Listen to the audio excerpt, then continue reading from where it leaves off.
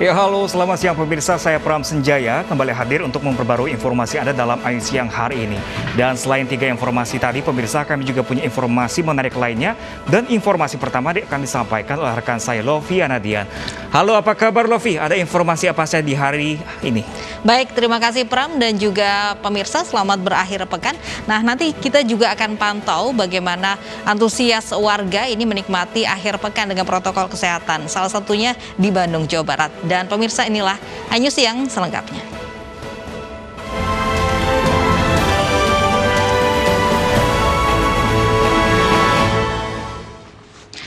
Pemirsa, hingga dini hari tadi kebakaran yang menghanguskan depo bangunan di Bekasi, Jawa Barat belum bisa dipadamkan. Seorang petugas pemadam kebakaran terluka dalam proses pemadaman.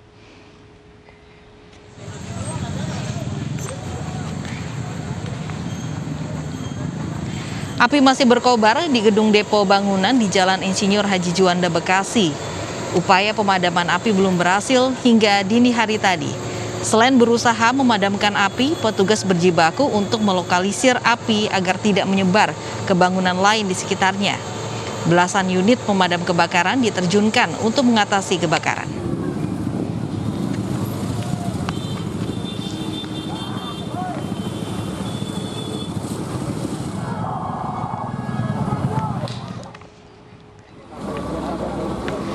Sementara seorang petugas pemadam kebakaran terluka akibat pecahan kaca saat berusaha memadamkan kebakaran.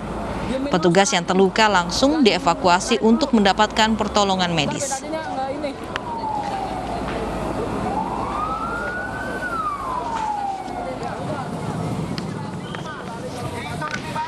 Selain berjibaku dengan api yang sangat besar dan sulit dikendalikan, pemadaman kebakaran juga terhambat akibat banyaknya warga yang menonton di sekitar lokasi.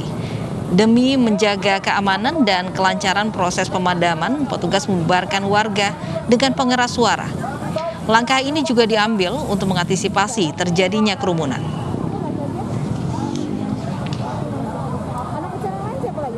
Kesulitannya asap banyak dari barang terbakar, jadi kita belum bisa masuk ke dalam karena asap terlalu pekat. Kita udah mau masuk, sebentar lagi pakai breathing apparatus untuk masuk ke dalam. Pak, ada korban jiwa Pak sampai saat ini Pak? Nggak ada ya Pak. Yang terluka gimana Pak?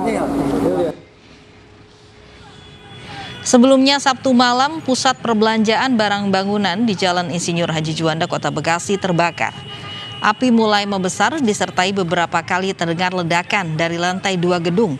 Banyaknya barang-barang yang mudah terbakar membuat api membesar dan langsung menjalar ke ruang-ruang lain. Akibat kebakaran, kerugian material ditaksir mencapai ratusan juta rupiah.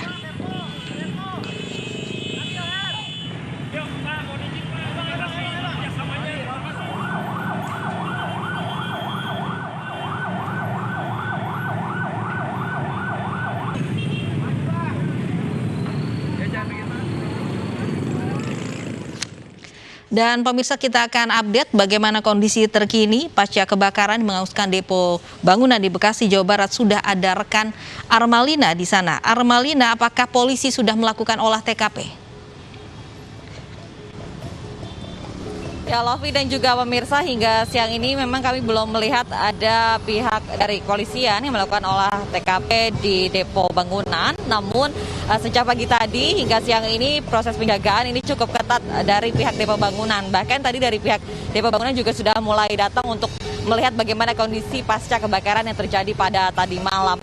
Dan kebakaran ini terjadi pada tadi malam sekitar pukul 21.00 waktu Indonesia Barat, di mana dari saksi mata yang menyaksikan mengatakan sebelum kebakaran terjadi ini sempat muncul asap tebal yang membumbung tinggi dari lantai 2 gedung. Bahkan di tengah kobaran api ini cukup terdengar beberapa kali suara ledakan dari lantai 2 depo bangunan.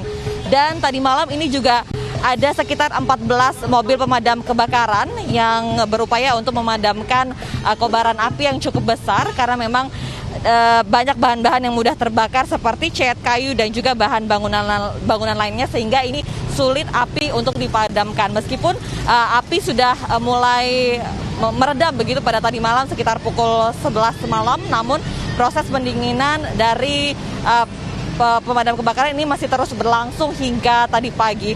Dan untuk sampai saat ini kami juga belum mengetahui apa penyebab dari kebakaran yang terjadi di depo bangunan Kota Bekasi ini.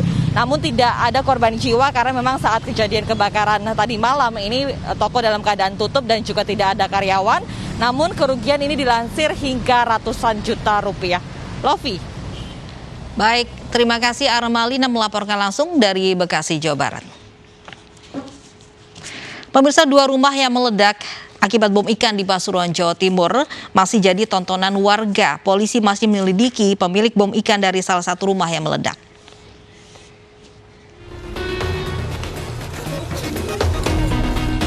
Warga terus berdatangan di lokasi ledakan yang telah dipasangi garis polisi di Dusun Macan Putih, Desa Pekangkungan, Pasuruan, Jawa Timur. Sejumlah warga mengambil gambar bahkan bersuah foto di depan 2 rumah yang rata dengan tanah akibat ledakan. Ternyata kondisinya parah seperti ini. Gimana Pak? Komentari sebenarnya Pak? Ya komentar saya cuma kalau bisa seperti tetangganya, kalau memang ada yang merakit bom seperti ini ya, kalau dikasih tahu jangan sampai ada di perkampungan. Kasihan tetangganya. Sebelumnya, 2 orang warga tewas dalam ledakan 2 rumah akibat bondet atau bom ikan Sabtu pagi kemarin. Suara ledakan terdengar hingga radius 3 km. Polisi masih mendalami kasus ini, termasuk memastikan pemilik salah satu rumah apakah merupakan produsen atau konsumen bom ikan. Dari Pasuruan, Jawa Timur, Jaka Samudra, iNews melaporkan. Tak berhati-hati saat menyeberang, seorang pemotor tewas tertabrak bus. Sementara meski bus terguling, 3 penumpangnya hanya mengalami luka ringan.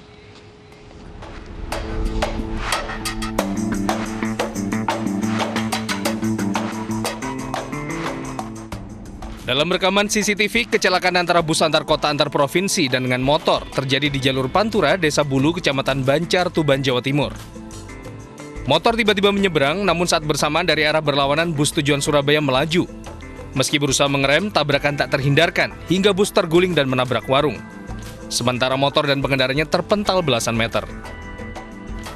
Meski sempat ditolong warga, pengendara motor akhirnya tewas akibat luka parah tertimpa badan bus. Sedangkan 3 penumpang bus selamat dan hanya alami luka ringan. Mereka lantas dievakuasi untuk melanjutkan perjalanan kembali ke arah Surabaya.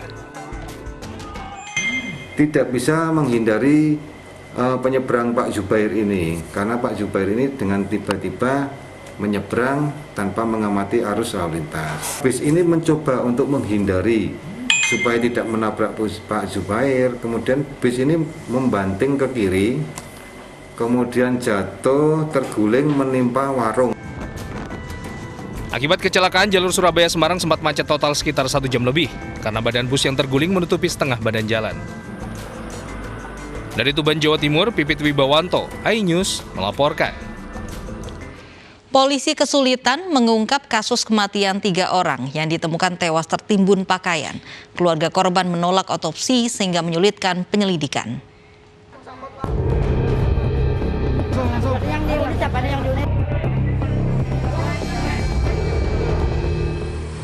Kasus kematian 3 orang yang masih dalam satu keluarga akibat tertimbun lusinan pakaian tampaknya tetap akan menjadi misteri.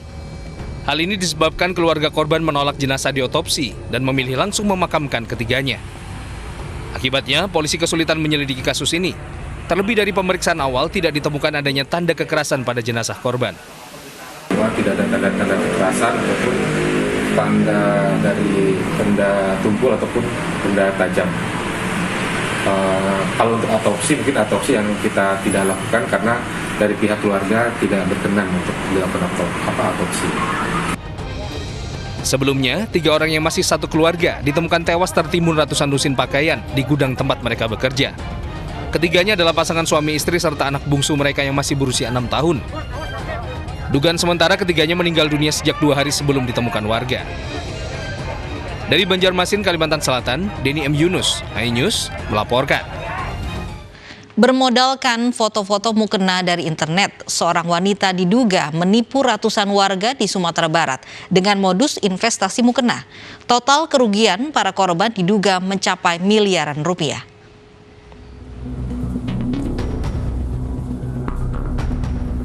Sejumlah warga Bukit Tinggi melaporkan wanita berinisial RY ke Polda Sumatera Barat yang diduga melakukan investasi bodong.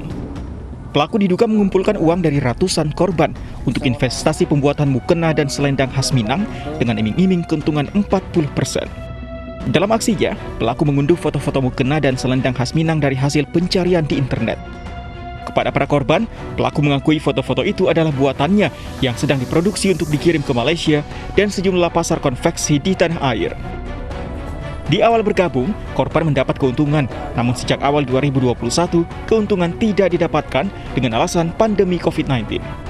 Setelah ditinjau karena kecurigaan investor, ada beberapa investor yang datang ke rumah pengelola.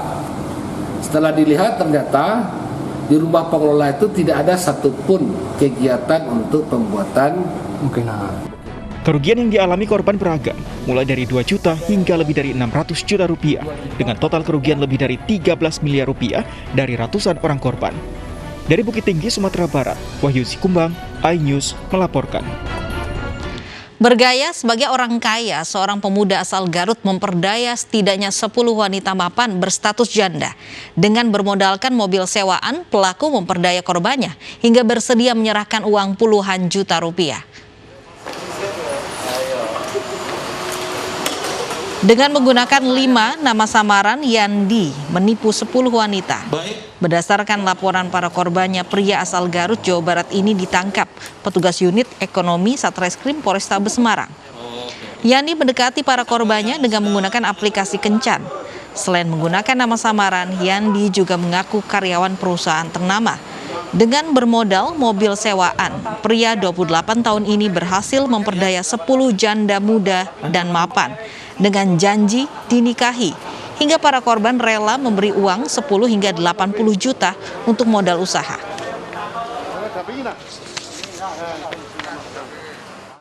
Setelah berkenalan, itu biasanya dilanjutkan dengan hubungan yang lebih intens melalui japri-japrian, tukar HP, tukar alamat, ketemu secara fisik, mungkin ngajak makan, dan seterusnya dan seterusnya. Nah, dari proses menjadi member aplikasi Tantan ini, ternyata yang diberikan kesempatan untuk bertemu itu bukan hanya 1 orang, atau yang dijanjikan bukan hanya 1 orang.